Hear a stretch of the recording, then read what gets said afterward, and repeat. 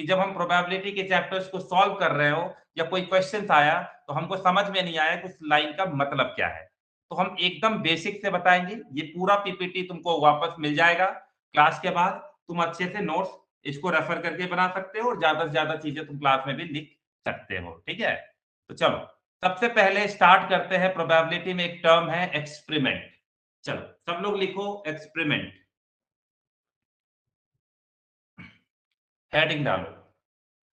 तो हम लोग क्लास 7, 8, 9, 10 जब से मैथ और साइंस पढ़ना शुरू किए हम लोग एक्सपेरिमेंट वर्ड बहुत सुनते हैं, है ना, कि एक्सपेरिमेंट कर रहे हैं।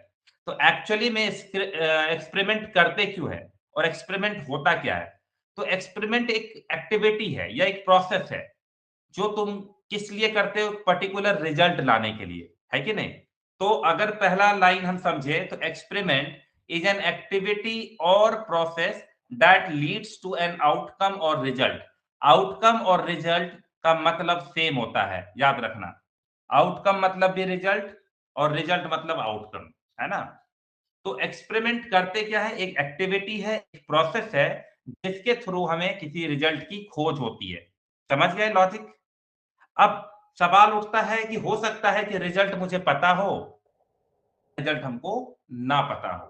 जैसे तुम कभी-कभी केमिस्ट्री के जो एक्सपेरिमेंट स्कूल में करते हो, तुमको पता होता है कि मैं NaCl, है ना, मान लो सोडियम के साथ अगर मैं क्लोरीन मिला रहा हूँ, तो मुझे NaCl मिलेगा, है ना? और NaCl क्या होता है? सॉल्ट। तो that is what you are doing experiment. यहाँ पर तुमको पता है कि सोडियम के साथ अगर क्लोरीन या क्लोराइड मिलाया जाए तो सोडियम क्लोराइड बनता है और वो बन सॉल्ट में कन्वर्ट होता है। That is the result. तो कहने का मतलब ये है कि कभी-कभी हमको रिजल्ट पता भी होता है और कभी-कभी रिजल्ट पता नहीं होता है। तो जाहिर सी बात है कि हर एक्सपेरिमेंट का आउटकम तुमको नहीं पता हो। ठीक है? तो अब सवाल ये उठता है कि क्या एक्सपेरिमेंट हमेशा एक चांस से है कि हाँ, हो भी सकता है? नहीं, ऐसा नहीं है। कुछ एक्सपेरिमेंट जो तुम पहले ही किसी ने कर रखा है, अब तुम उसको रिपीट करोगे तो तुमको रिजल्ट हमेशा मिल जाएँगे। लेकिन ये भी ज़रूरी नहीं है कि हर बार रिजल्ट सेम ही हो या हर बार रिजल्ट अलग हो, ये कुछ भी सेम नहीं है। तो फिलहाल के लिए इतनी कहानी मत सुनो, बस एक्सपेरिमेंट समझो। एक्सपेरिमेंट क्या है? एक एक्टिविटी या प्रोसेस है that leads to an outcome और रिजल्ट, है कि नहीं? अब जैसे एग्जांपल के तौर पे मेजरिंग अ वाटरमेलन, मान लो एक तरबूज है, वाटरमेलन को अगर तुम मेजर कर रहे हो, तो अब जितनी बार भी तुम उस वाटरमेलन को मेजर करो, एक पर्टिकुलर वाटरमेलन को, तुमको रिजल्ट हमेशा सेम मिलेगा, है ना? मान लो 1 केजी का वाटरमेलन लेंगे, तुम यहाँ नापो या अपने घर में नापो या मार्केट में नापो, कहीं भी नापो, वो बराबर होगा। कब तक बराबर होगा? जब तक वाटरमेलन ना बदल जाए। क्लियर है कि नहीं? उसके बाद जब हम लोग जानते हैं कि जो बॉइलिंग वाटर होता है, water boils at around 100 degree Celsius, है कि नहीं?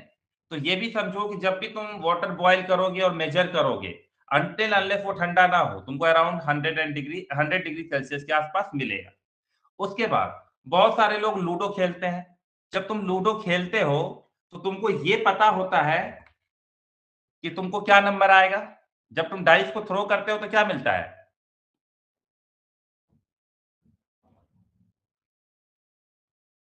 What you get?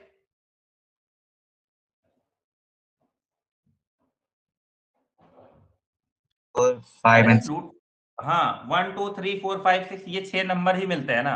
अब सवाल उठता है कि हमको ये तो पता है कि 1 से लेकर के 6 तक ही कोई नंबर आएगा, लेकिन कौन सा नंबर आएगा ये नहीं पता, एग्जैक्ट हमको नहीं पता होता है। इसीलिए तो वो गेम है, लूडो है।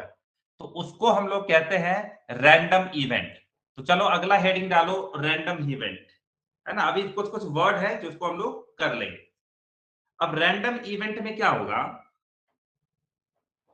ठीक है, कि हमको ये पता है कि क्या-क्या पॉसिबल आउटकम्स हैं, बट एग्जैक्ट क्या है ये नहीं पता। तो रैंडम इवेंट में क्या लॉजिक होता है कि we know the result, we know the possible result या पॉसिबल आउटकम्स,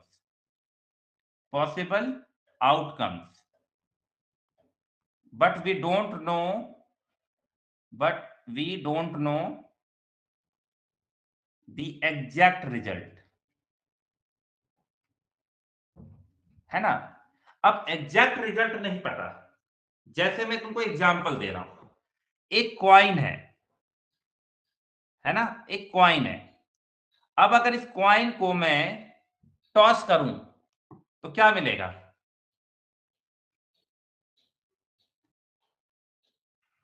या तो मुझे हेड मिलेगा या तो मुझे टेल मिलेगा। लेकिन क्या तुमको एग्जैक्टली पता है कि हेड आएगा कि टेल आएगा? नहीं। तो तुम्हारे पास पॉसिबल आउटकम्स है। क्या क्या पॉसिबल आउटकम्स हैं जो पॉसिबल है आने का? वो है तुम्हारे पास हेड और टेल। लेकिन तुम्हारे पास ये डेटा नहीं है कि एग्जैक्ट क्या आएगा, उसके लिए तुमको कॉइन को टॉस करना पड़ता है, समझे। तो रैंडम इवेंट रैंडम इसीलिए है क्योंकि इसका आउटकम अनसर्टेन है। बट बट हम लोगों को पहले से पता है कि आएगा क्या, समझे। उसी तरह अगर हम किसी डाइस को फेंके, है ना, if you throw a dice, जो तुम लूडो में खेलते हो, है ना। अब तुम्हें पता है कि या तो 1 आएगा या तो 2 आएगा या तो 3 आएगा या तो 4 आएगा या तो 5 आएगा या तो 6 आएगा। मतलब मुझे यहां भी पॉसिबल आउटकम्स पता है। कोई ये नहीं बोल सकता है कि 7 आ जाएगा या 8 आ जाएगा। पॉसिबल आउटकम्स पता है कि भाई या तो 1 आएगा या तो 2 आएगा या तो 3 आएगा या तो 4 आएगा या तो 5 आएगा या तो 6 आएगा। लेकिन 1 से लेकर के 6 तक में कौन सा नंबर आएगा एग्जैक्टली ये नहीं पता। क्लियर है? तो रैंडम इवेंट में क्या होता है, हमको पॉसिबल आउटकम्स पता है, we know the result but we don't know the exact result. Clear है ये लॉजिक? Yes sir. हाँ। तो एक्सपेरिमेंट क्या होता है और रैंडम इवेंट क्या होता है, अच्छे से समझ में आ गया। अब अगला वर्ड देखते हैं, है ना।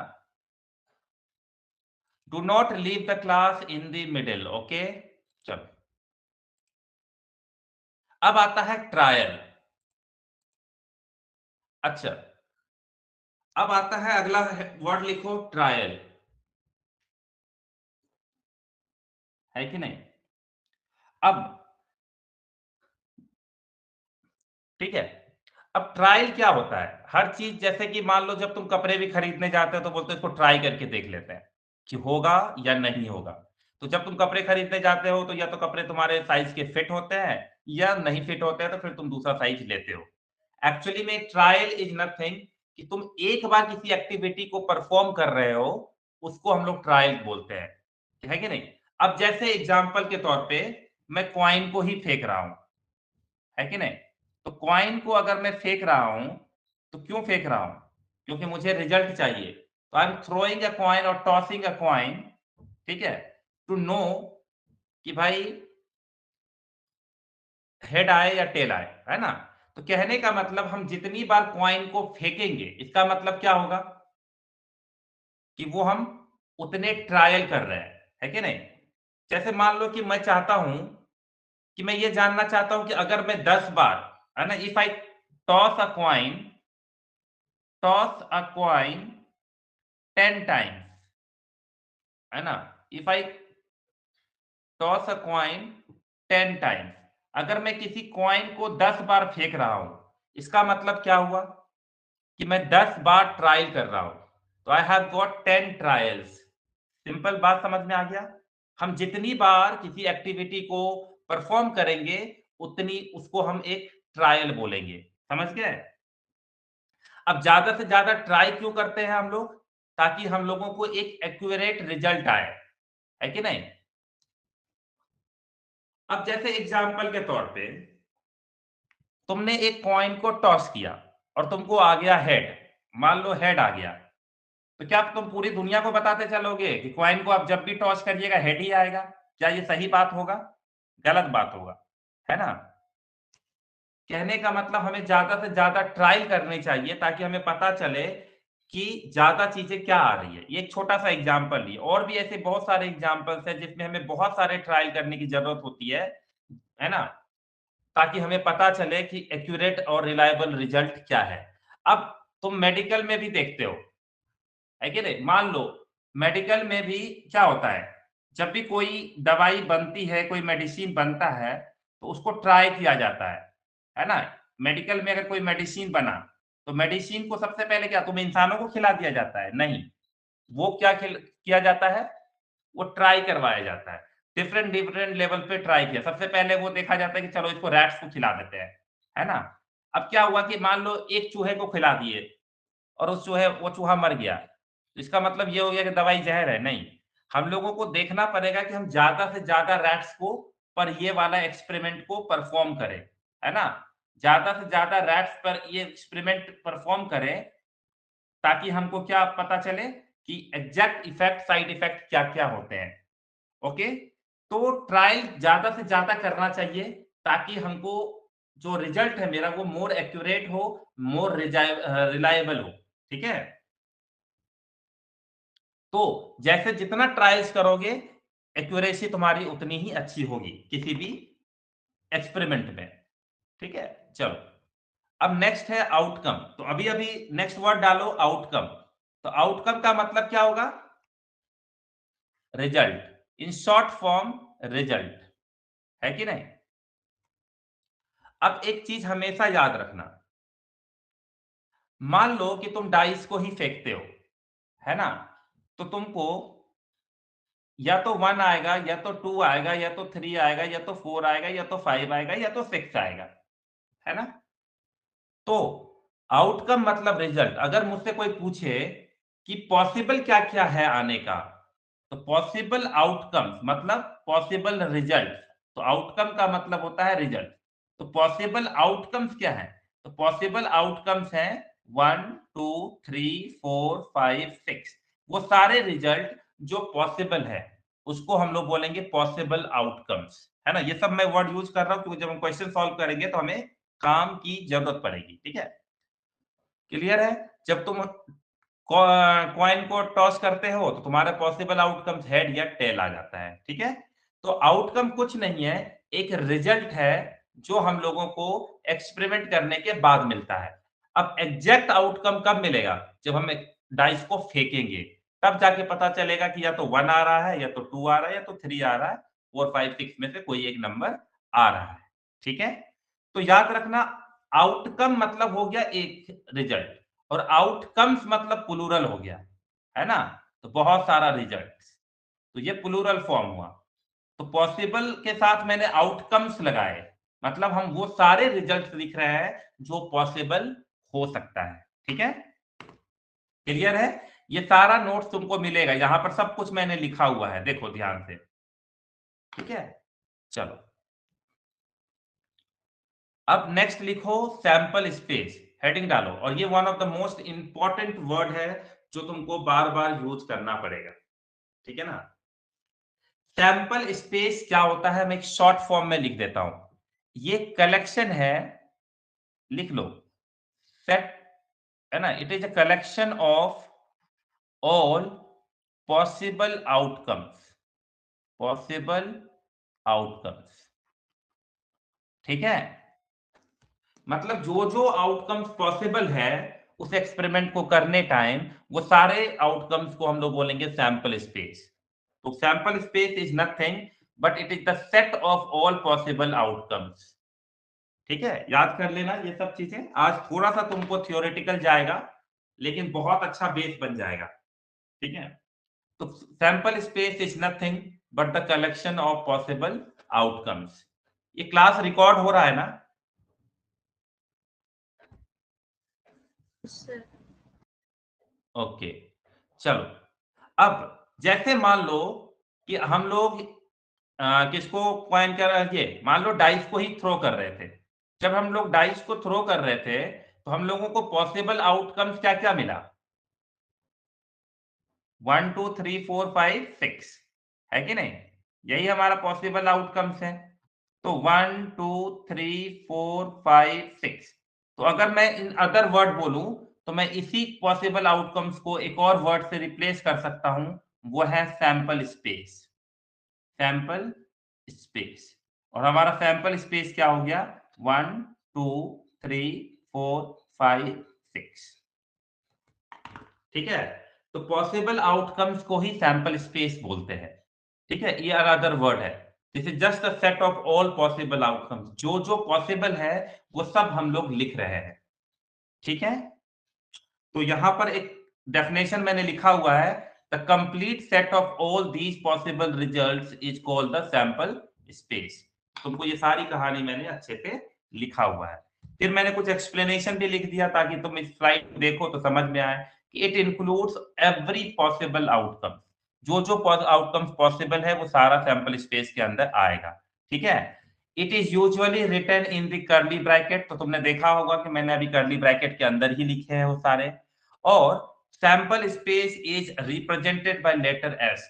तो होगा कि कभी कभी मैं सैंपल स्पेस को सिर्फ एस लिख करके समझ के छोड़ दूं। तो समझ जाना एस मतलब क्या होगा, सैंपल स्पेस। क्लियर है?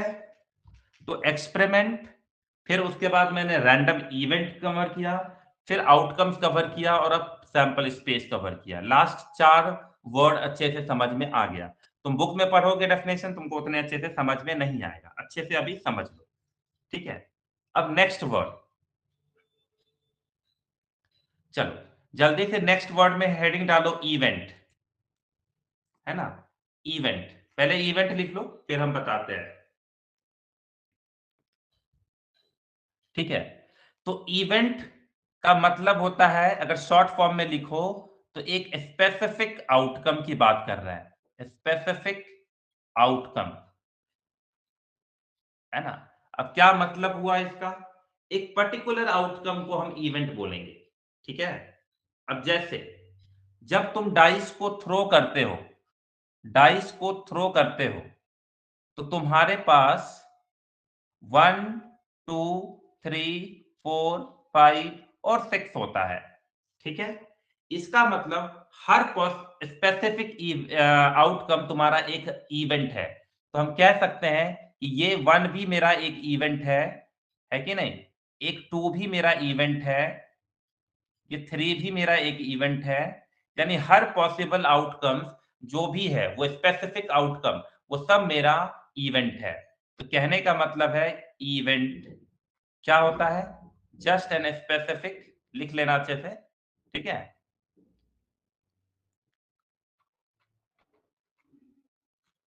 ये भी एक इवेंट है। तो इवेंट कुछ नहीं है, एक स्पेसिफिक आउटकम की जब बात करते हैं तो वो एक इवेंट है। ओके, चलो अब अगला वर्ड लिखना, फेवरेबल आउटकम्स या फेवरेबल इवेंट्स। तो तुम देख सकते हो आउटकम या इवेंट ऑलमोस्ट सेम ही वर्ड होते हैं, क्योंकि इवेंट भी तो आउटकम ही जैसा दिख रहा है ना। ये सब आउटकम है, स्पेसिफिक आउटकम को इवेंट बोलते हैं। ठीक है, अब देखो फेवरेबल आउटकम्स को के बगल में लिख लेना, या फेवरेबल इवेंट्स के बगल में लिख लेना, क्या लिखोगे? Outcomes we want to happen, है ना? पूरा लिख लो। जो चीज मैं चाहता हूं वो आउटकम फेवरेबल है कि नहीं?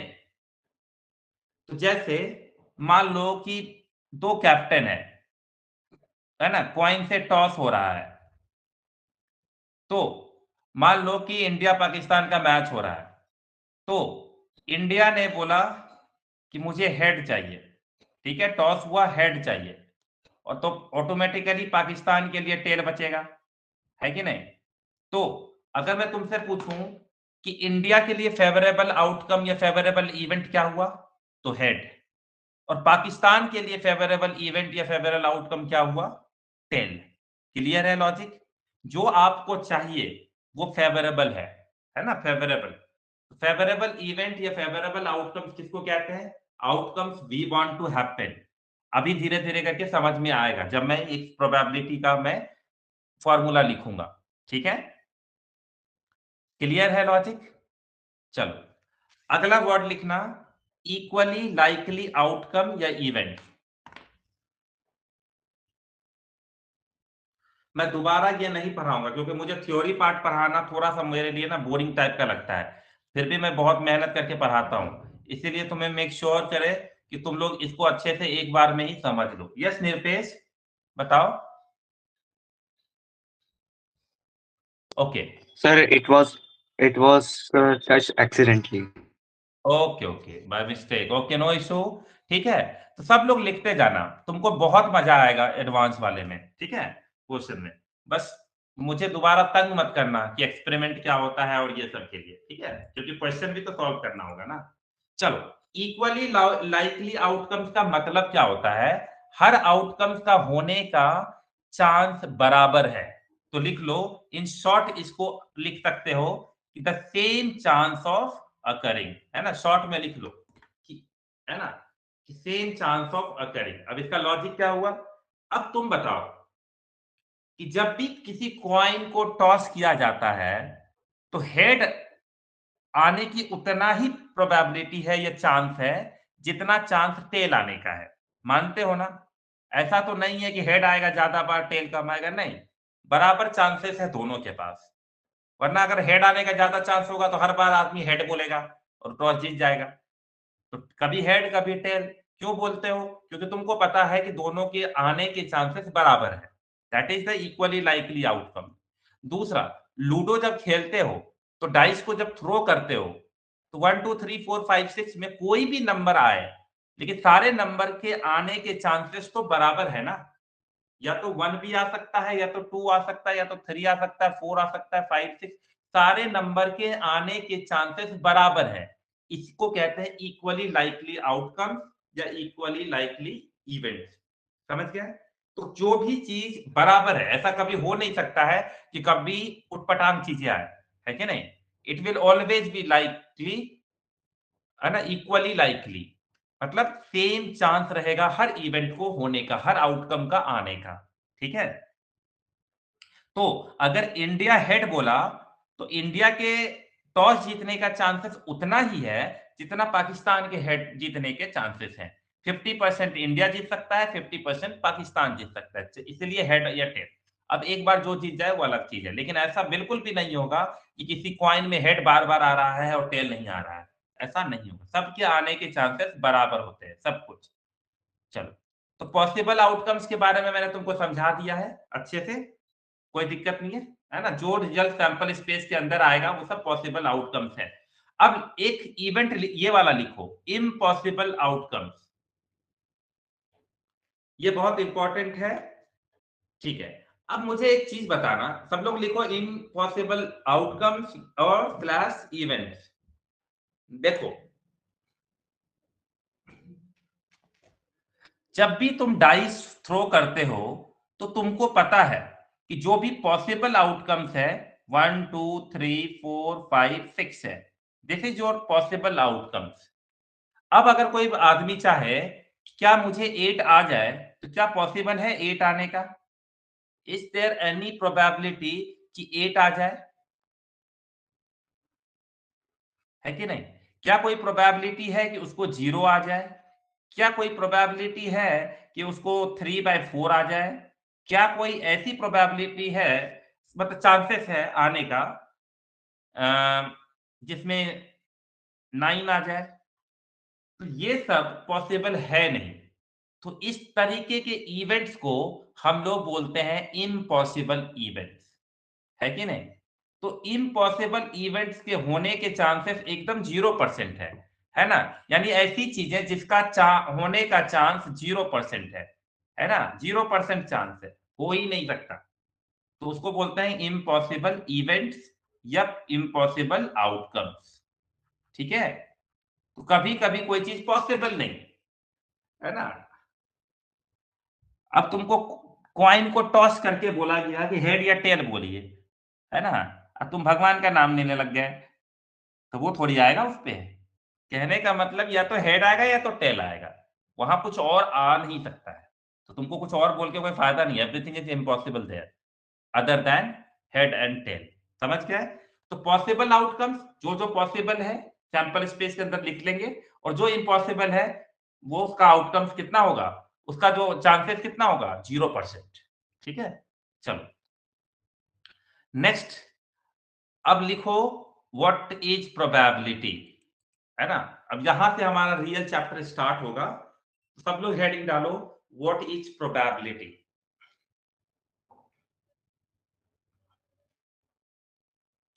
ठीक है। प्रोबेबिलिटी एक्चुअली में चांस का ही दूसरा मतलब हुआ।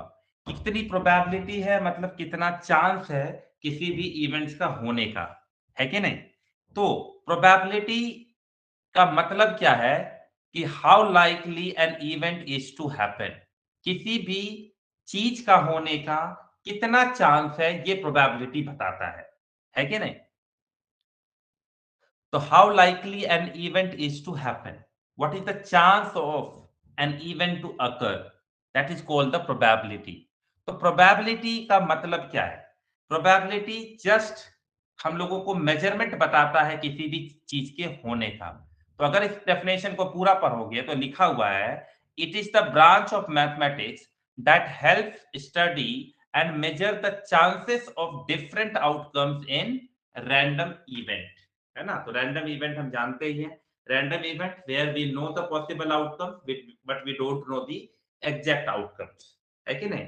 तो प्रोबेबिलिटी का मतलब समझ लो कि किसी भी इवेंट का होने का कितना चांस है। How much is the chance, how much is the chance, is the chance. ठीक है? किसी भी चीज के होने का क्या कितना चांस है ये बताता है प्रोबेबिलिटी। अब मैं एक चीज बता देता हूं, प्रोबेबिलिटी 0% से स्टार्ट होगा और मैक्सिमम कहां तक जाएगा? 100% तक। ठीक है? तो जिस चीज का होने का 0% चांस है उसको मैंने अभी तुमको क्या बताया था?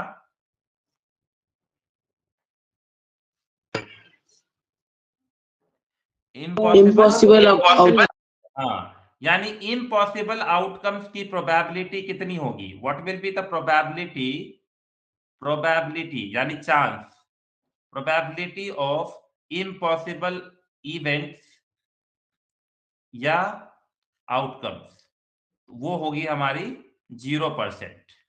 समझे? ओके।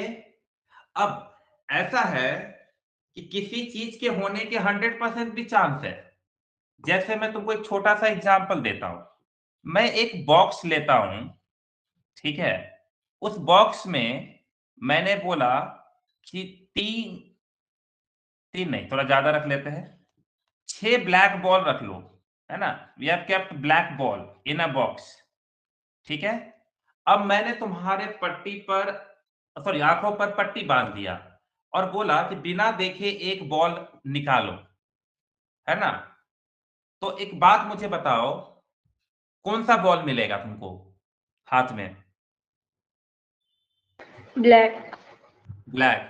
चाहे तुम एक बार करो, अगर तुम 1 लाख बार भी इस बॉल को आंखों पे पट्टी बांध करके निकालोगे तो भी बॉल क्या ही मिलेगा? ब्लैक। है ना? ऐसा तो नहीं है कि कलर चेंज हो जाएगा। तुम 2 लाख बार भी कर लो या पूरी जिंदगी तुम इस बॉक्स से बॉल निकालते रहो, बॉल हमेशा ब्लैक ही निकलेगा। मतलब ऐसे इवेंट्स जिसका होने का 100% चांस है, ऐसे इवेंट्स को कहते हैं श्योर इवेंट। Sure events. तो श्योर इवेंट्स के प्रोबेबिलिटी क्या होंगे? 100%। ठीक है? मतलब 100% श्योर है कि कोई भी, अगर तुमको कोई बोलेगा बेट लगाता हूं कि ब्लैक कलर का बॉल आएगा तो तुम लगाओगे? बेट नहीं लगाओगे क्योंकि तुमको पता है तुम हार जाओगे, क्योंकि अंदर सिर्फ और सिर्फ ब्लैक बॉल रखा हुआ है। हाँ, अगर मुझे कोई पूछे कि यहाँ पर क्या प्रोबेबिलिटी है रेड आने का, तो रेड आने की प्रोबेबिलिटी क्या है? 0%। इम्पॉसिबल इवेंट हो गया भाई। जहां सिर्फ ब्लैक बॉल रखा हुआ है वहां से रेड बॉल कैसे निकाल लें हम लोग? और जहां पर ब्लैक बॉल रखा हुआ है और तुम 1000 बार पूरी जिंदगी मुझे बोलो उस बॉक्स से बॉल निकालिए और मैं कहूंगा हमेशा ब्लैक ही निकलेगा, that is the sure events. तो श्योर इवेंट्स मतलब 100%। तो हमारा जो प्रोबेबिलिटी है वो कहा, उसका रेंज क्या है? What is the range of probability? 0% से लेकर के 100% तक। ठीक है? ओके। तुम लोग परसेंटेज सीखे हो, परसेंटेज क्या होता है ना? किसी भी चीज को तुम 100 से मल्टीप्लाई किया, अब इसको फ्रैक्शन में बदलो तो ये क्या हो गया? 0/100। और इसको बदलोगे तो क्या होगा 100/100। तो तुम देखोगे इन other word 0/100 is 0 and 100/100 is 1। तो इससे एक और बात समझ में आया कि अगर हम फ्रैक्शन की बात करें तो हमारी प्रोबेबिलिटी कहां से कहां तक लाई करेगी। What will be the range of probability in case of fraction, 0 से लेकर के 1 0 to 1। 1 तक। मतलब ये हुआ कि प्रोबेबिलिटी 0 से कम नहीं होगा, 1 से ज्यादा नहीं होगा। तो अगर कभी तुमको एक और क्वेश्चन दे दिया कि बताइए कि इसमें से कौन सा प्रोबेबिलिटी होगा और कौन सा प्रोबेबिलिटी नहीं होगा, तो देख लेना जो 0 और 1 के बीच आएगा फ्रैक्शन में वो होगा प्रोबेबिलिटी। और याद 0 से लेकर के 1 तक 0 भी हो सकता है, 1 भी हो सकता है और बाकी सब बीच में होगा। या परसेंटेज में बात करें तो 0% से 100%, 120% नहीं हो सकता है, -50% भी नहीं हो सकता है। यानी 0 से कम नहीं जाएंगे, 100% से ऊपर नहीं जाएंगे। यानी 0 से लेके 1 तक लाई करेगा या 0% से 1%। मैं पहले बता दूं 0% मतलब 0, 100% मतलब 1। तो that means in other word probability 0 से लेकर के 1 के बीच रहेगी। क्लियर है ये लॉजिक? ठीक है, चलो अब जल्दी से हेडिंग डालो, टाइप्स ऑफ प्रोबेबिलिटी। ठीक है, दो तरह का प्रोबेबिलिटी तुम देख रहे हो। एक लिखा हुआ है थियोरेटिकल प्रोबेबिलिटी, दूसरा लिखा हुआ है एक्सपेरिमेंटल प्रोबेबिलिटी, है ना? तो जल्दी से लिख लो।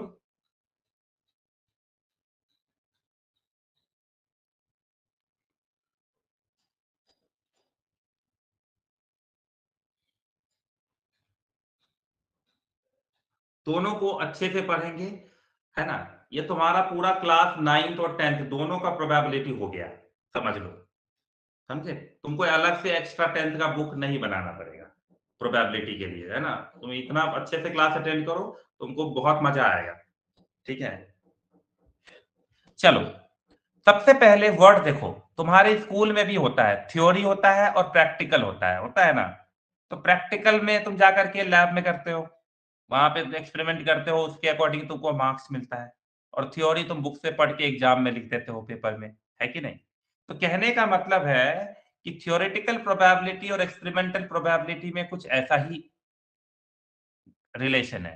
ओके, तो सबसे पहले हम लोग हेडिंग डालते हैं थ्योरेटिकल प्रोबेबिलिटी का। चलो मैं तुमको समझाऊंगा, तो सबसे पहले हेडिंग डालो theoretical probability.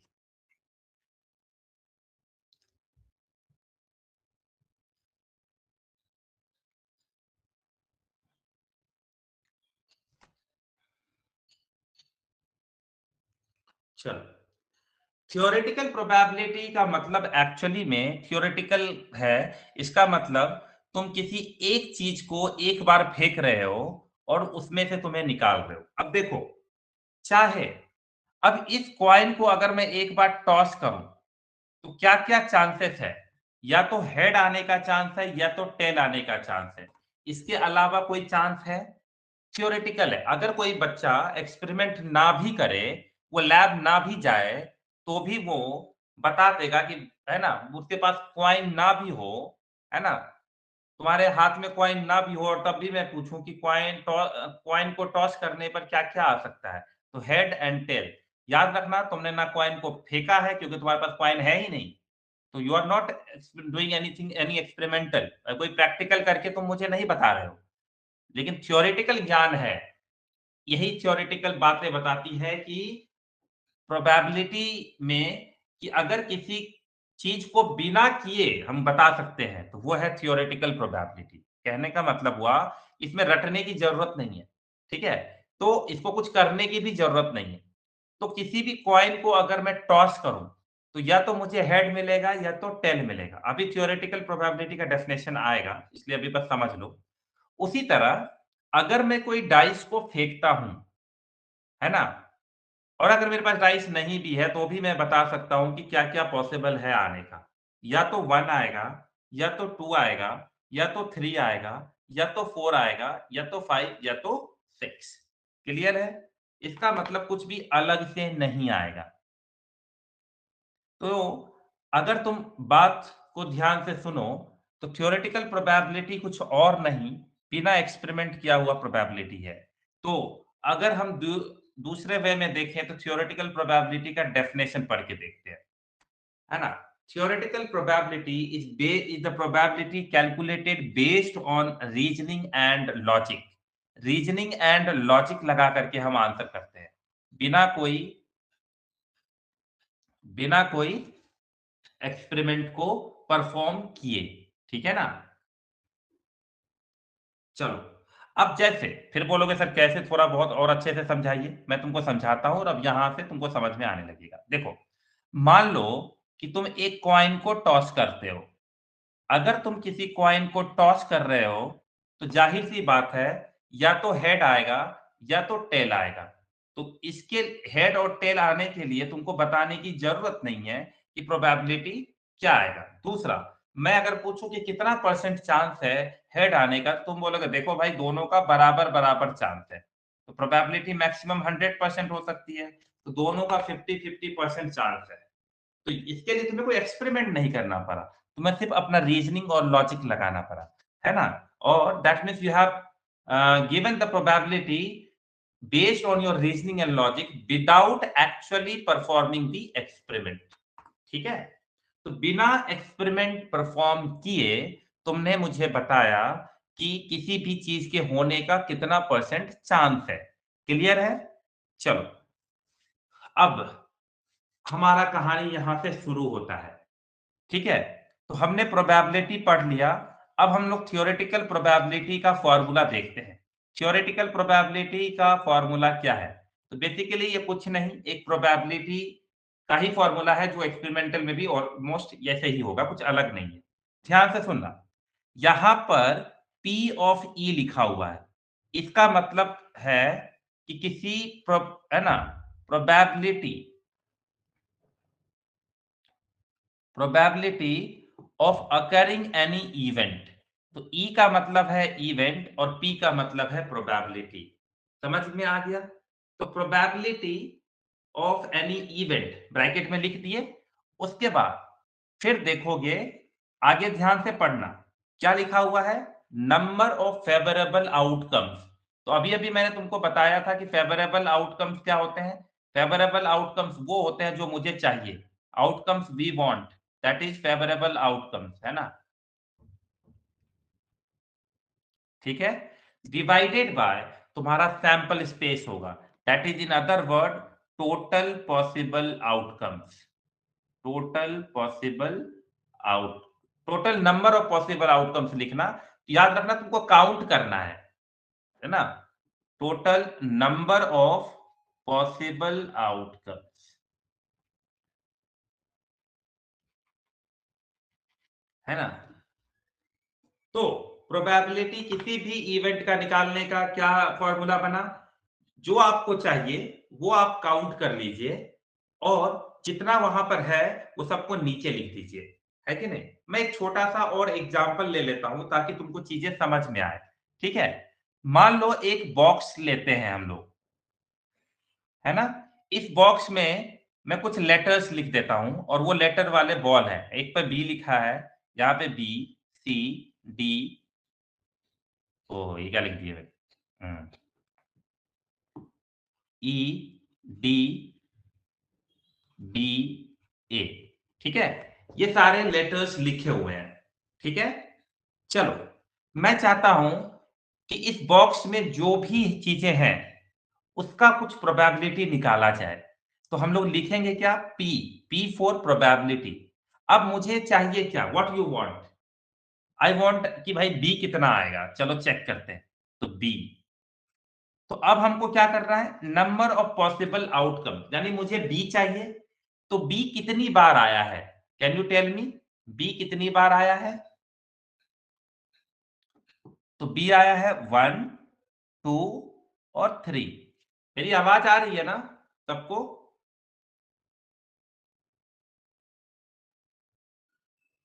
M I audible? Yes, sir. हाँ हाँ, बताते रहना, पता चला कि क्लास एंड हो गया और मैं इधर बताते जा रहा हूँ, है ना? बहुत। नेक्स्ट है, तो this is how many B you have to count it. याद रखना, एक वर्ड है काउंट, काउंट करना है, ये नहीं कि लिख देना है, क्योंकि तुम बहुत जगह कंफ्यूज हो गए डाइस वाले में, मैं बताऊंगा। तो क्या है, बी कितनी बार है, 3 हो गया। And how many possible outcomes, तो पॉसिबल आउटकम्स का मतलब सारे इवेंट्स जो आउटकम्स है सबको काउंट कर लो, कितने हुए, 1 2 3 4 5 6 7 8, तो हम नीचे 8, this is our answer.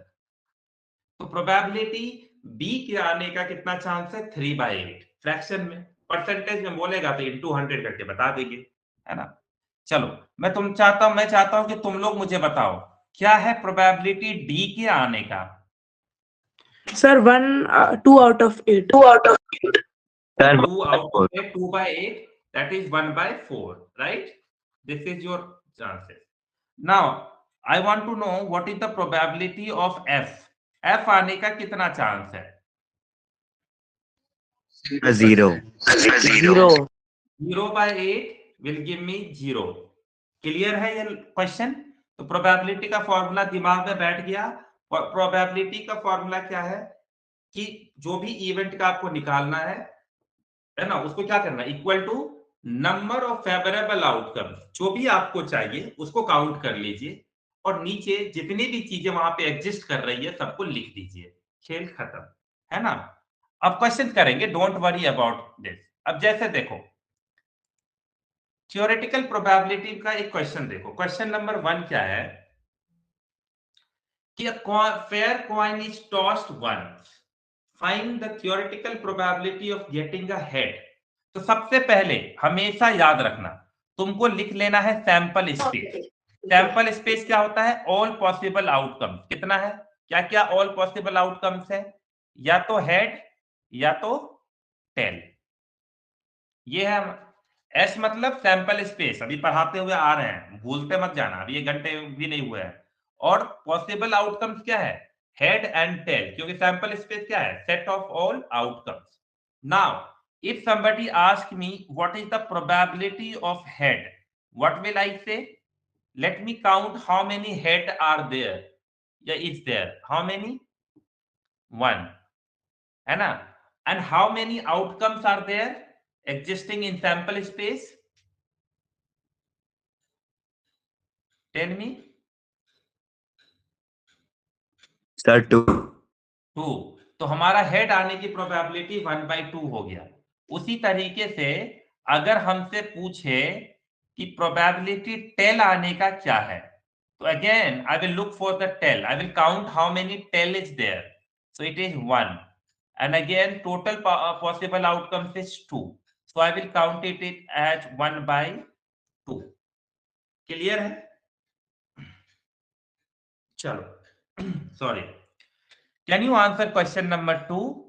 A fair six-sided die is thrown once. Find the theoretical probability of getting. Okay. पहला काम क्या है? First work to write sample space. So when you throw a die, what will get? You will get 6 numbers. That is 1, 2, 3, 4, 5, and 6. Okay. So we have got 6 uh, possible outcomes. Now, they have asked me to find the probability of 4. So I will just count how many 4 are there. 4 How upon many 4 6. are there? 1. 1. And how many total numbers are there? 6. Don't 6. think I have divided by 6 because last number is 6. No. I have counted it and how many possible outcomes are there in sample space, that I have divided it. Okay. Chalo. Can you answer the second one? They have asked you to find what is the probability of an even number. So just count how many even number are there in the sample space.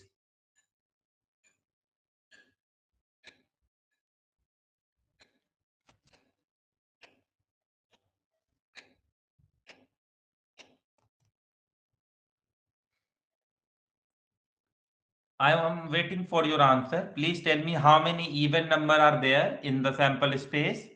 1, 2, 3. 3. And what is the possible total number of possible outcomes? Just count the outcomes in the sample space, that is 6. So it is 1/2.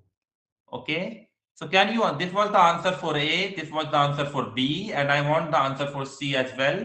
They have asked you to find the probability which is that you will get a number which is greater than 4.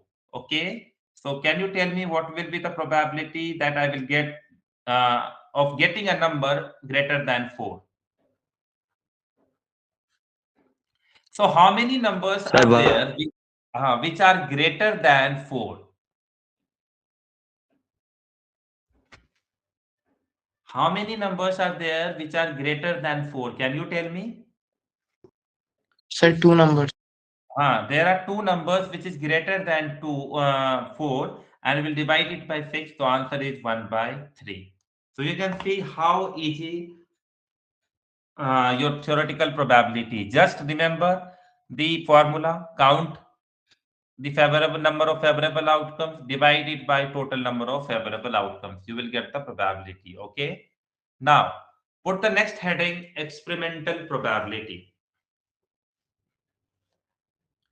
Okay. See, in experimental probability, Anna, you can have some idea from the name, that is experiment. That means यहाँ पर हम experiment कर रहे हैं. अब क्या है कि आप खाली बैठे हुए हो, आपके पास कुछ काम नहीं है, तो आपने बोला चलो कुछ एक्सपेरिमेंट किया जाए. तो आपके हाथ में एक सिक्का था, दैट इज अ कॉइन. आपने बोला चलो मैं इसको आज 100 टाइम्स ना टॉस करके देखता हूँ. तो जब आपने 100 टाइम्स टॉस किया, तो आपने चेक किया, आप नोट डाउन कर रहे हो ना, एक बार आपने थ्रो किया तो हेड आया, फिर अगली बार थ्रो किया तो अपना हिसाब से हेड आया, टेल आया. इस तरीके से टोटल बार आपने देखा कि आपको 47 टाइम्स हेड आया और 53 टाइम्स टेल्स आया. तो क्या तुम ये काम एक्सपेरिमेंट के थ्रू कर रहे हो?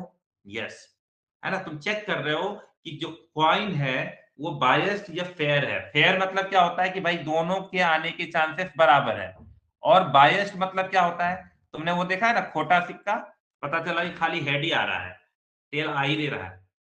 तो कहने का मतलब है कि बायस्ड है या फेयर है, ये सब कैसे पता चले? तो कॉइन को बार बार उछाल करके चेक करना पड़ेगा.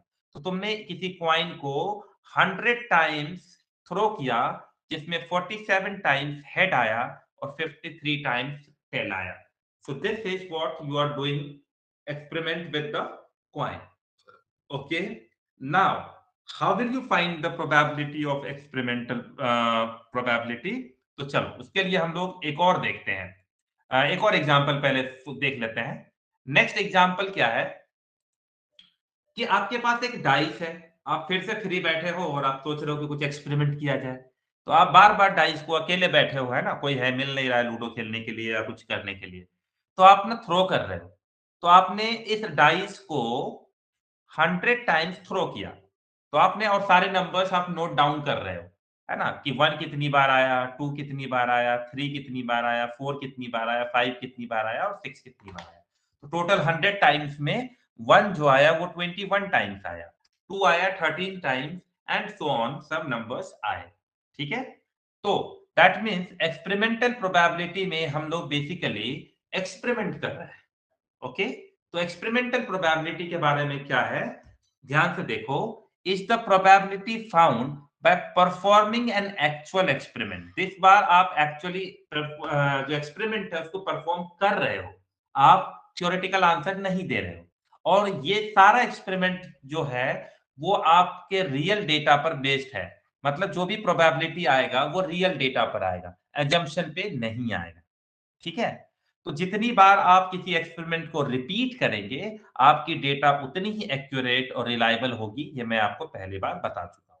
अब जल्दी से एक्सपेरिमेंटल प्रोबेबिलिटी के बारे में थोड़ा सा हम लोग फॉर्मूला देख लेते हैं. तो फिर हम आपको बता चुके हैं P ऑफ E का मतलब क्या है, कि the probability of an event E. तो क्या होगा, इसका क्या होगा, number of times the event occurs, है ना, divided by total number of trials. आप इसको लिखो, मैं अभी बताता हूं इस क्वेश्चन का आंसर, मतलब इस फॉर्मूला को यूज करने का तरीका. थोड़ा जल्दी करना, हमारे पास टाइम कम है क्योंकि मेरा नेक्स्ट क्लास है.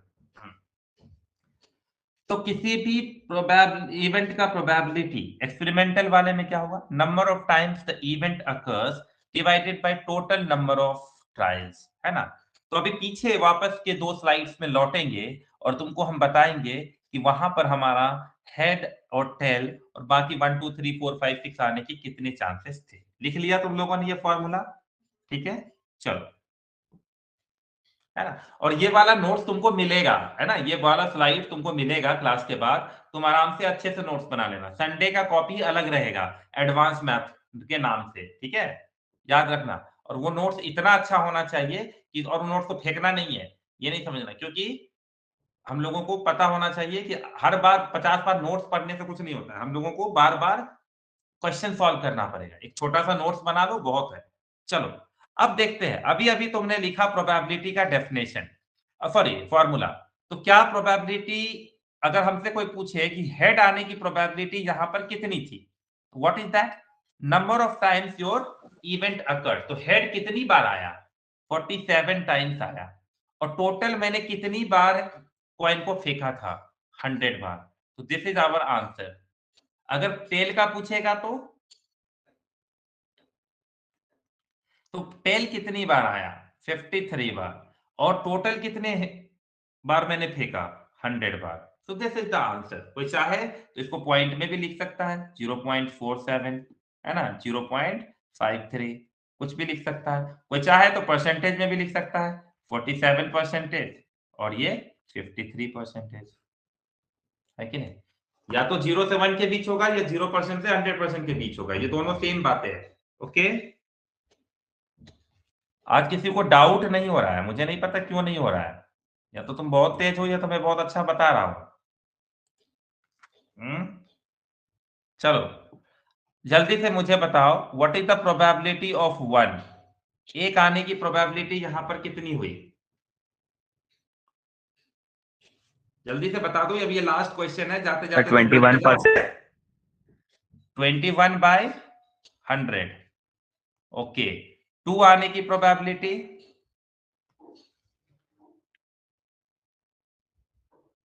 13/100। 3 आने की प्रोबेबिलिटी? 22/100। प्रोबेबिलिटी ऑफ 4 आने की? 16/100। Probability of 5 will be 15/100 and probability of 6 will be 13/100, है ना। चलो, क्या कहते हो, थोड़ा मजा आया?